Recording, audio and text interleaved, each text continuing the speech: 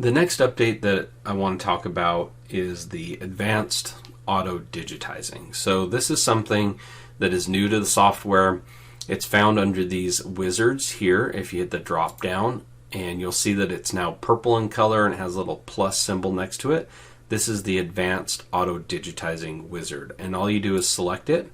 And what you're going to do first is select something to bring in that you want to auto digitize. So let's just go with this horse right here really quick, and I'll hit open, and you'll see that it's much different than the other auto digitizer in that you're going to see initial and results, and this is all, it's going to show you what colors are going to be used. You have the ability to remove a color if you want, and you do have to be kind of careful with this, because if there was white in the design and you choose to remove white, it's going to remove the white everywhere, not just the background. But that's not a big deal, and you'll see why. And you can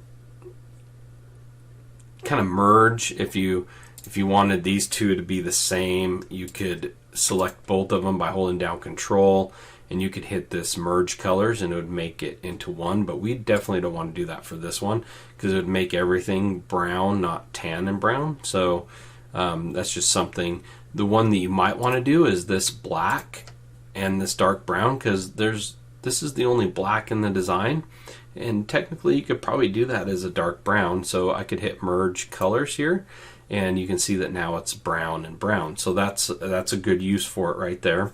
You can always reset it or undo. So if you make some changes, you don't like it, reset it back to original, that's fine. And so once you get it kind of set up how you want, you hit next.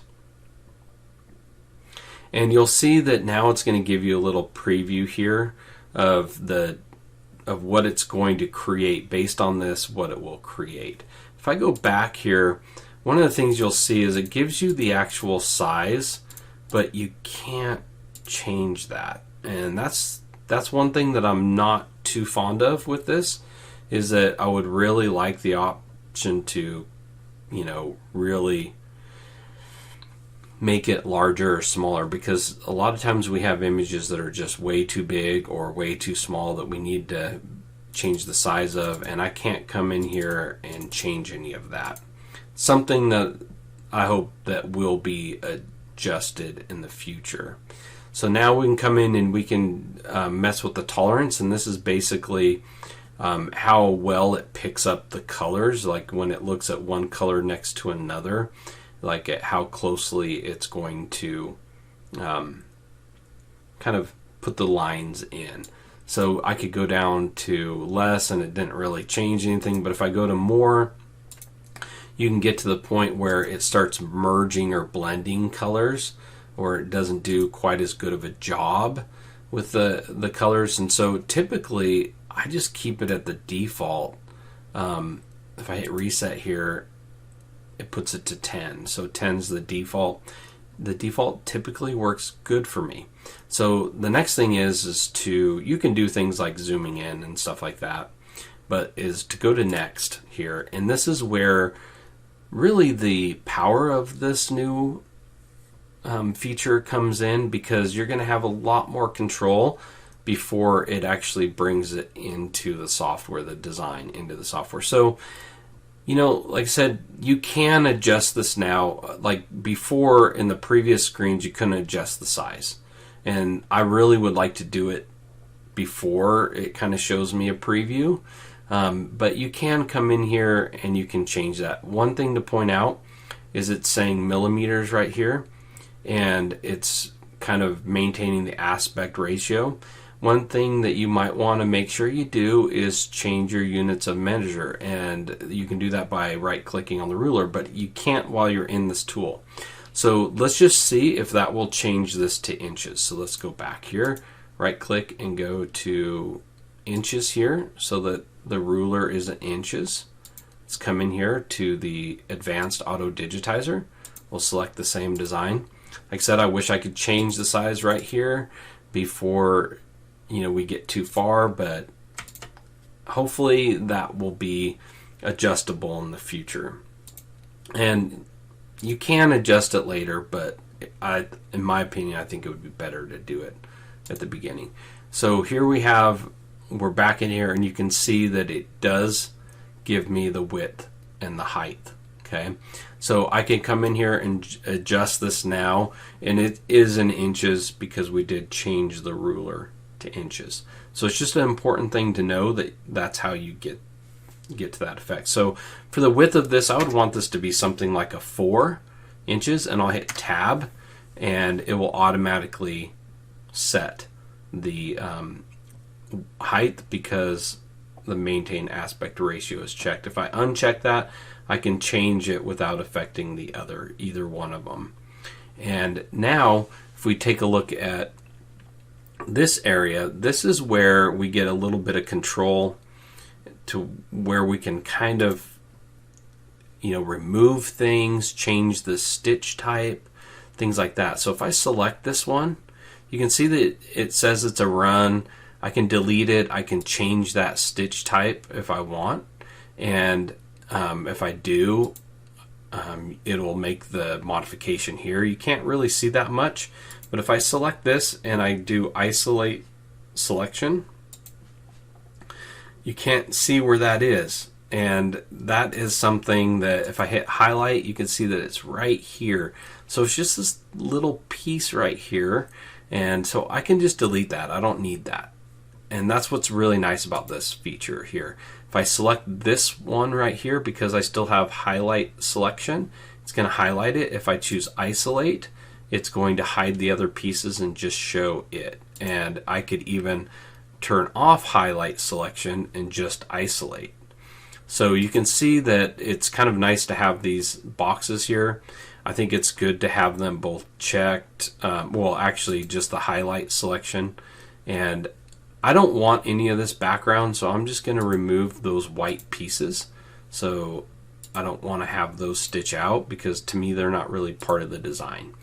And they were just more part of the image. So now I can come in here and I can take a look at all of these pieces. And that I definitely would want it to be a fill stitch.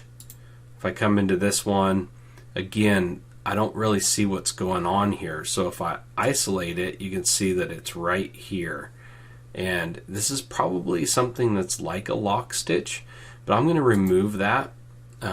It's just too small of a piece. You can see right there, that would be a fill. Right here, I would change this to a satin. So I could come in here and just choose satin there. You can see it changed that to a satin. So like I said, this just gives you some control over the design, and that's really nice to have. And if you don't like the way that it stitches out, you can move the positioning of these. So I can take this and I can make it stitch last, first, kind of whatever I want to do. I can just select this and I can come down here to these arrows and move that up and move it up maybe one more time. So let's take a look at what happened here. So after it finishes that one, now it's going to go and do this hoof, and then it will do that one and that one. Well, maybe I want this one to go after that previous one. So now I can just change the sequence, kind of get the design set how I want it. I can always reset and undo, and then I'll hit next. And I can, from this point, do a little bit more, like add an outline. So you can see that it adds an outline around the whole thing. And I can change that color.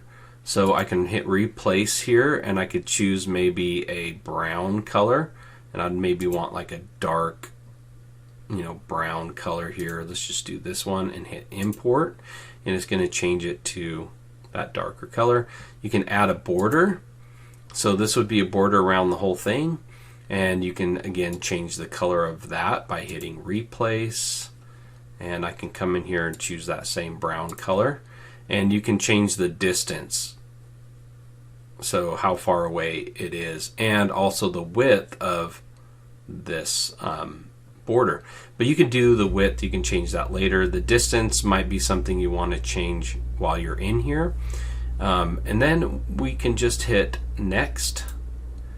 And this is where it's going to do the preview. This is going to show us exactly what's going to happen tells us it's 3 colors, how many stitches are in it.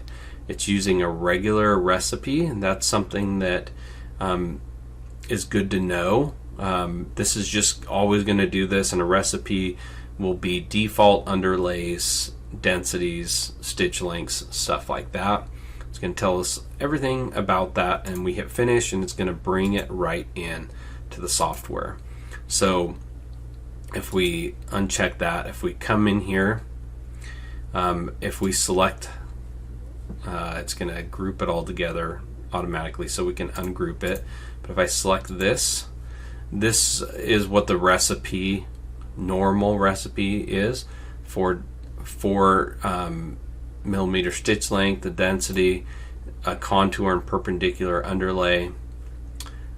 It doesn't, this is one thing that I'm not too fond of with it, that I hope gets changed, is I would like to see it actually apply, you know, a standard recipe that has compensation as well. So there's no compensation added here. So if you try to stitch this out as is without making a change, you're going to have some separation here because there needs to be some overlap. Now, is that a hard thing to fix?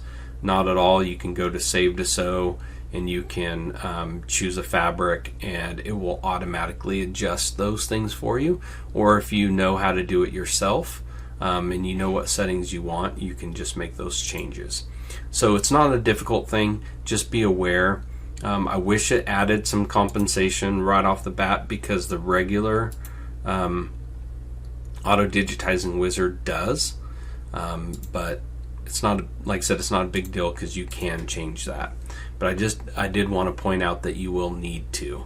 The easiest way is just to go to Save to Sew and pick a fabric you want to use, and that will add some compensation there. So that is how to utilize the Advanced Auto Digitizing Wizard. I think it's great. I think that it's something that will continue to get enhanced, and there's a few things that, you know, could definitely help to make it even more powerful. But it's a great start, and I think it's a great addition. I'm glad to see it in the software. I hope that you enjoy it and you play around with it and get familiar with it for those, you know, images that you want to auto digitize.